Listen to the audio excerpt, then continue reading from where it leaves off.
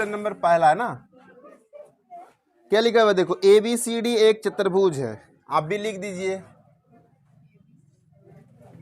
दिया है ए B C D एक क्या है, चतुर्भुज है।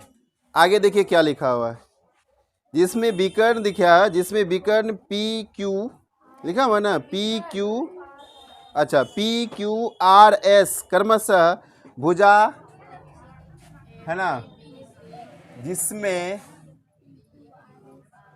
पी क्यू आर तथा एस, नहीं पी क्यू आर और एस क्रमशः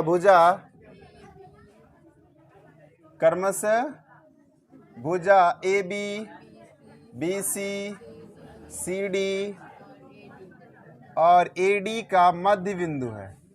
ऐसा ही ना लिखा हुआ है, ए डी का क्या है, मध्य बिंदु है। तो सिद्ध क्या करना है आप बताइए, सिद्ध करना है क्या चीज, नंबर 1 में एस आर समानांतर ए सी और एस आर बराबर 2 नंबर में क्या है, पी क्यू बराबर एस आर है, और तीसरा में क्या है, पी क्यू आर एस एक समांतर चतुर्भुज। आप क्या कीजिए, सबसे पहले फिगर बना लेते हैं हम, क्या बोला, P Q R S, P Q R S, sorry A B C D है ना, तो बोल नहीं सकते सर गलत हो रहा है, ए बी सी डी एक चतुर्भुज है।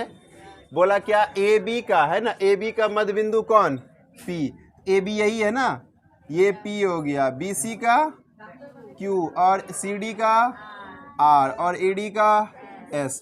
अब यहाँ से बोला सबको मिला दीजिए, सबको क्या कीजिए, मिला दीजिए, और हम लोग यहाँ से एक रचना कर लेंगे, ए और सी को भी मिला देते। तो रचना में हमने क्या किया, क्वेश्चन में नहीं दिया है ना, ये खुद से, अरे फिगर बना दिया वो अलग चीज है, लेकिन बैठो लिखा हुआ है, हाँ ठीक है कोई बात नहीं है, एसी इसका विकर्ण है तो छोड़ दीजिए रचना में, तब रचना मत लिखिए, ठीक है। तब प्रमाण में चल जाते हैं, बैठो ध्यान रखो यहाँ दोनों अलग अलग।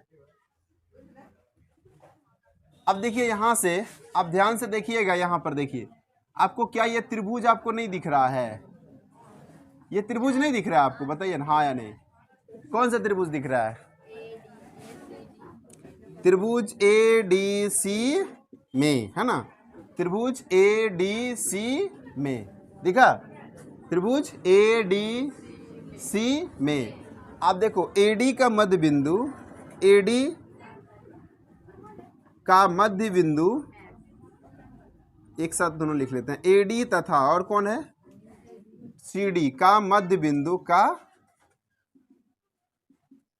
मध्य बिंदु कौन है, एस तथा आर है, नहीं है, तो मध्य बिंदु प्रमेय से, मध्य बिंदु प्रमेय,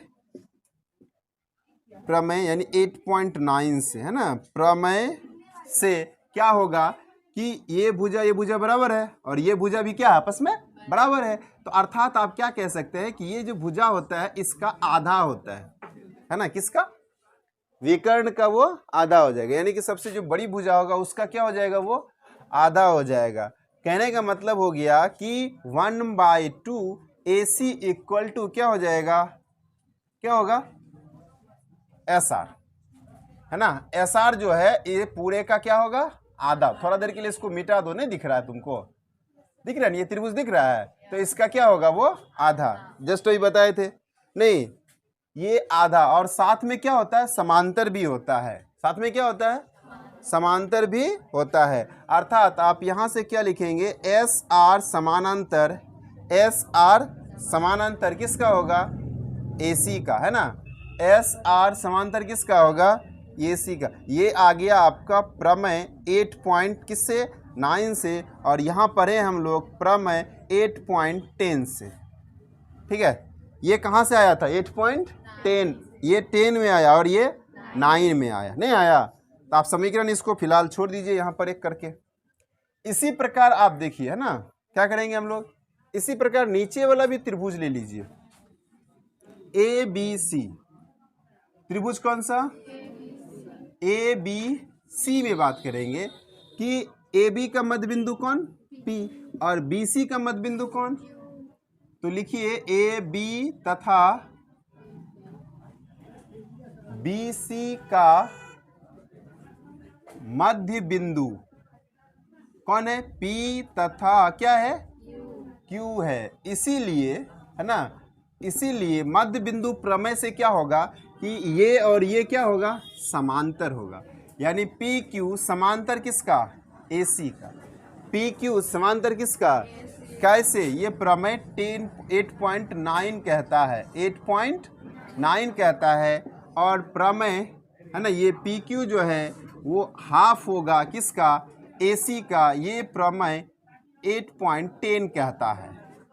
नहीं, ये जो पी क्यू होगा किसका, ए सी का क्या होगा, हाफ होगा। पी क्यू जो होगा, है ना, पी क्यू जो होगा वो ए सी का हाफ होगा, यानी आधा होगा। प्रमेय 8.10 कहता है, और ये समांतर होगा, ये प्रमेय 8.9 कहता है। क्या कोई दिक्कत, हाँ या नहीं, बताइए, दिक्कत है तो बताइए। इसको समीकरण 1, 2 और इसको आप मान लीजिए 3 और इसको मान लीजिए 4, है ना, 1, 2, 3, 4।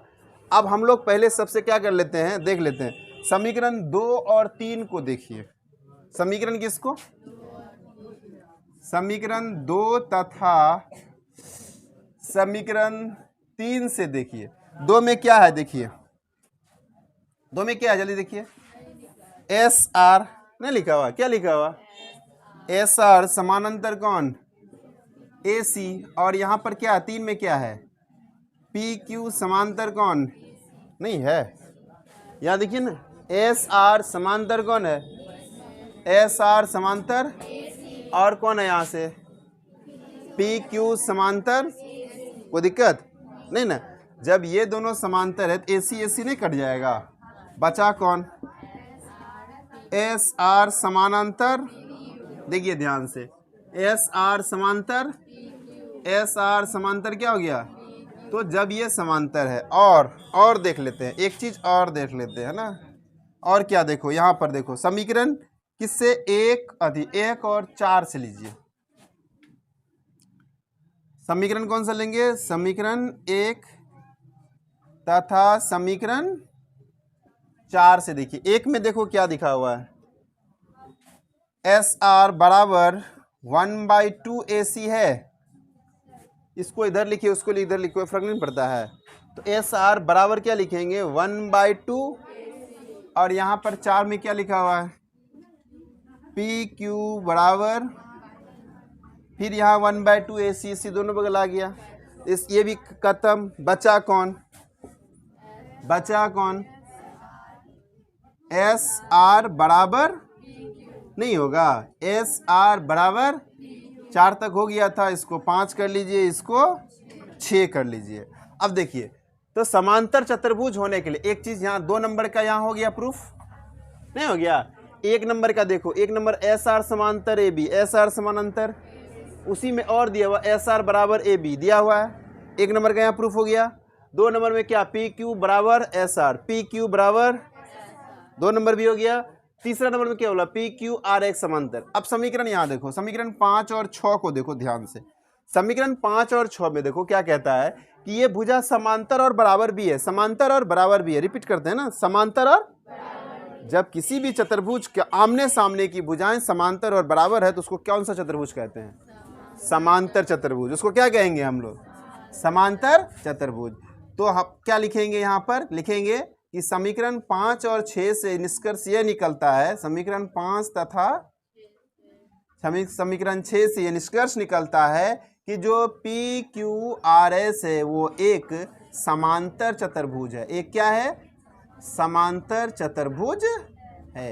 यही प्रूफ करना था, दिक्कत है?